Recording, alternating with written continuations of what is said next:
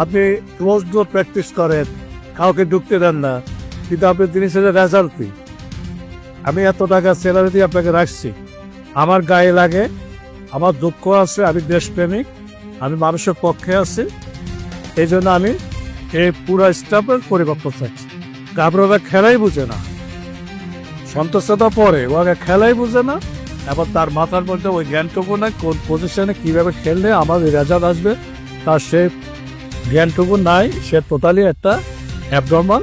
এই জন্য আমি তার পদত্যাগ চাচ্ছি এবং আমি এদেশের একটা ভালো পোস্ট এনে এই দেশের ভালো ন্যাশনাল টিমের একটা ভালো রেজাল্ট চাচ্ছি। তারপরে আসে সে খেলার 10 দিন আগে আসে একটা টিম করে, তো তার চেয়ে তো আমি এখনো 3 মাস টাইম আছে, আমি এখনো কোচ আনলে আমি একটা টিম করার আমার জন্য কোনো বিষয় না।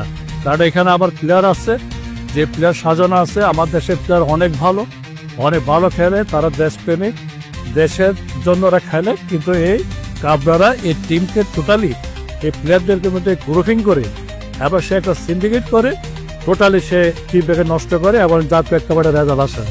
এরকম আরও নিউজ পেতে ফলো করুন ইথার, রিয়্যাক্ট এবং শেয়ার করুন। ধন্যবাদ।